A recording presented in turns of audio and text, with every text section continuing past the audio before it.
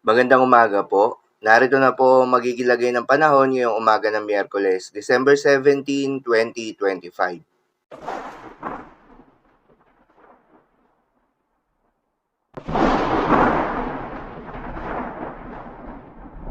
Sa kasalukuyan na tayong sa pag-asa, shear line o yung banggaan ng malamig na northeast monsoon at mainit na easterlies ang patuloy na nakakaapekto sa may eastern section ng northern at central Luzon.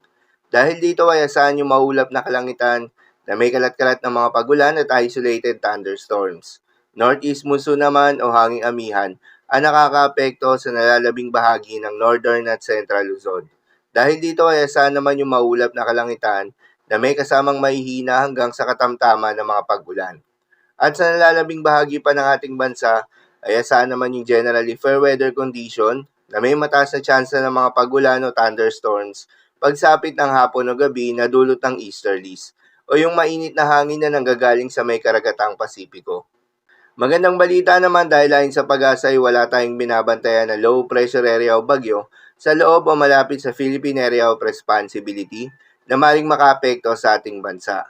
Subalit maging handa pa rin tayo dahil base sa Tropical Cyclone Information ng pag-asa, posibleng 1 hanggang 2 bagyo ang mabuo o pumasok ng Philippine Area of Responsibility ngayong buwan ng Disyembre. At nakaisang bagyo na nga tayo ngayong buwan, ito nga ay ang bagyong Wilma, kaya naman hindi inaalis ang posibilidad na magkaroon pa ng isang bagyo bago matapos ang taong ito. Para naman sa magiging lagay ng panahon ngayong araw ng Miyerkules, dahil nga sa epekto nitong shear line, asahan sa Cagayan, Isabela, Quirino, Nueva Vizcaya, Aurora at Quezon, ang maulap na kalangitan na may kalat-kalat ng mga pagulan at isolated thunderstorms. Posible ang mga pagbaha o pagguho ng lupa due to moderate to at times heavy rains. Habang sa may Bicol Region, Caraga, Northern Samar, Eastern Samar, Samar at Leyte, ay asahan naman yung maulap na kalangitan na may kalat-kalat na mga pagulan at thunderstorms na dulot naman ng easterlies. Posible rin na mga pagbaha o pagguho ng lupa due to moderate to at times heavy rains. Habang sa Apayao, Kalinga, Mountain Province, Ifugao at Nueva Vizcaya, ay asahan naman yung maulap na kalangitan na may kasama mga pag-ulan na dulot ng northeast monsoon. Posible rin na mga pagbaha o pagguho ng lupa due to light to moderate with at times heavy rains. Habang sa Davao Region, Sarangani, Basilan, Sulu at Tawi-Tawi, ay asahan naman yung maulap na kalangitan na may kalat-kalat na mga pagulan at thunderstorms na dulot ng intertropical convergence zone. Posible rin na mga pagbaha o pagguho ng lupa due to moderate to at times heavy rains. Habang sa Metro Manila, Ilocos Region, nalalabing bahagi ng Cordillera Administrative Region, nalalabing bahagi ng Central Luzon at Batanes, ay asahan naman yung bahagyang maulap hanggang sa maulap na kalangitan na may kalat-kalat na mga mahihinang pag-ulan na dulot ng northeast monsoon.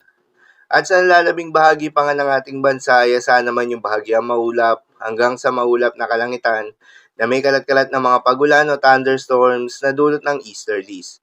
Posible rin na mga pagbaha o pagguho ng lupa during severe thunderstorms. Madalas nabobo ang mga thunderstorms na ito tuwing hapon o gabi na nagtatagal ng 1 hanggang 2 oras. Kaya naman ingat sa mga posibleng banta ng pagbaha at pagguho ng lupa, lalong-lalo na sa mga lugar na inuulan na noong mga nakaraang araw pa. Para naman sa magiging lagay ng mga dagat baybayin, ayon sa pag-asa ay wala tayong nakataas na gale warning sa anumang seaboards ng ating bansa. Kaya naman malayong makakapamalaot yung mga kababayan nating mangingisda.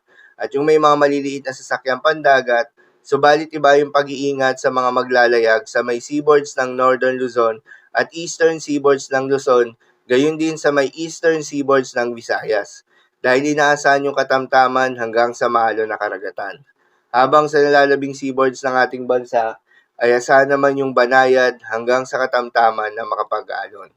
So yun lang po para sa lagay ng panahon ngayong araw ng Miyerkules. Keep safe everyone.